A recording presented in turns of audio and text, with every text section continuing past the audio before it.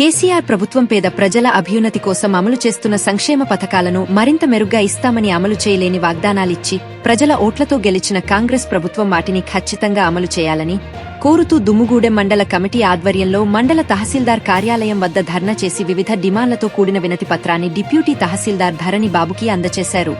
ఈ సందర్భంగా BRS party division నాయకులు మానె రామకృష్ణ ముఖ్య అతిథిగా పాల్గొని ప్రసంగిస్తూ 6 గ్యారెంటీలు 420 హామీలతో ప్రజల్ని మభ్యపెట్టి గెలిచిన కాంగ్రెస్ ప్రభుత్వం గెలిచిన తర్వాత పేదల సంక్షేమాన్ని గాలికి వదిలివేయడమే కాక గత ప్రభుత్వ పథకాలను ఒక్కొక్కటిగా రద్దు చేయడానికి ప్రయత్నిస్తోందని విమర్శించారు.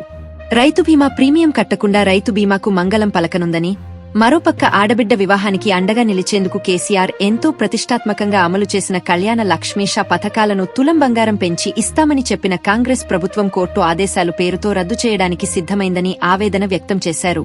ఈ కార్యక్రమంలో convener Kaniti Ramudu, co convener MD Janipasha, ex MPP Resu Lakshmi, Muthukuri Rajani, Kotturu Sitaramarao, Apakaviraju, Tuniki Kameswararao, Bolli Venkatrao, కాల్వ పూర్ణయ్య, దామెర్ల శ్రీనివాసరావు, ప్రజాప్రతినిధులు వాగే ఖాదర్బాబు, గుండి రవి, మడకం జోగయ్య, నాయకులు తంతరపల్లి వెంకటేశ్వరరావు, గోసంగ కిరణ్, లంక శివ, వాగే కృష్ణ, కుమారికుంట సూర్య, పాయం, బాలకృష్ణ, వెంకటేష్, కాటిబోయిన వెంకటేశ్వర్లు, కొండ్రు, నరసింహారావు తదితరులు పాల్గొన్నారు.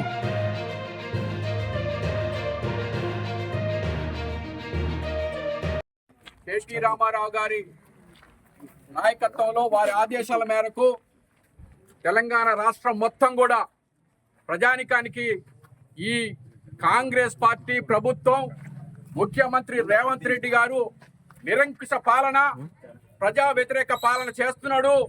వాటినన్నింటిని కూడా తెలియజెప్పడం కోసం బీఆర్ఎస్ పార్టీ పెద్ద ఎత్తున నిరసన కార్యక్రమం, దీక్షా కార్యక్రమం, రాస్తా రోకులు రాష్ట్ర వ్యాప్తంగా జరుగుతూ ఉంది.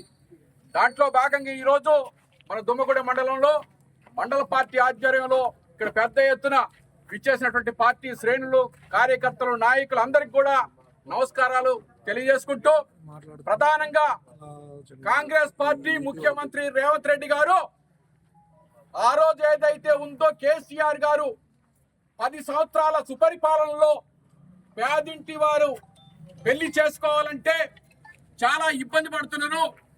అలాంటి మహిళల కోసం కళ్యాణ లక్ష్మి పథకాన్ని పెట్టి, షాదీ ముబారక్ పథకాన్ని పెట్టి, ఆ 2 పేర్లతో అన్ని వర్గాల ప్రజలు అట్టడుస్తాయినటువంటి బడుగు బలహీన వర్గాలు, ఎస్సీ, ఎస్టీ, బీసీ, ముస్లిం మైనారిటీలు, అదేవిధంగా అగ్రవర్ణాల కులంలో కూడా పేదవారు ఉన్నారు. వారందరికీ మంచి జరగాలని చెప్పేసి ఆ రోజు కేసీఆర్ గారు కళ్యాణ లక్ష్మి షాదీ ముబారక్ పథకం ద్వారా 1,15,000 రూపాయలు ఇచ్చినటువంటి ఘనత మహానాయకుడు కేసీఆర్ గారు. ఆ యొక్క పథకానికి దాదాపు 4 సార్లు హైకోర్టు ఆదేశిస్తే ఈ రాష్ట్ర ప్రభుత్వం ముఖ్యమంత్రి గారు ఈ రోజు వరకు కూడా బిల్లు అప్పీల్ చేయలేదు. అంటే ఉద్దేశం ఆలోచించాలి సోదరులారా. అక్కడ ఆడపడుచుల అక్కలు కూడా వింటున్నారు. కళ్యాణ లక్ష్మి చాలా బ్రహ్మాండమైన పథకం. మీలాంటి పేదింటి వాళ్ళు ఆడపడుచులు పెళ్లి జరగాలంటే 1,15,000 రూపాయల పథకాన్ని ఈ యొక్క రేవంత్ రెడ్డి గారు రూపుమాపే కుట్ర చేస్తున్నారు. కేసీఆర్ గారు ఏదైతే ఉందో మంచి పథకాలని తుడిచివేయాలని చెప్పేసి ఆలోచన చేస్తున్నటువంటి ఈ రేవంత్ రెడ్డి గారి ప్రభుత్వం ఆలోచన చేయాలి. ప్రజలందరూ కూడా ఎందుకు అడుగుతున్నాం ఒక్కసారి మీరు అందరూ కూడా గమనంలోకి తీసుకోవాలి. 10 సంవత్సరాల పాటు కేసీఆర్ గారు అన్ని వర్గాల ప్రజలను ఆదుకున్నాడు. అన్ని సంక్షేమ కార్యక్రమాలు, సంక్షేమ పథకాలు ఇచ్చాడు. అలాంటి పథకాలన్నీ కూడా ఇవాళ రేవంత్ రెడ్డి గారు కాంగ్రెస్ పార్టీ అధికారం రాకముందు ఎన్నికల మేనిఫెస్టోలో 6 గ్యారెంటీలు 420 హామీలు ఇచ్చినటువంటి ఈ ప్రస్తుత ముఖ్యమంత్రి రేవంత్ రెడ్డి మరి ఇవాళ ఏం చేస్తున్నాడు?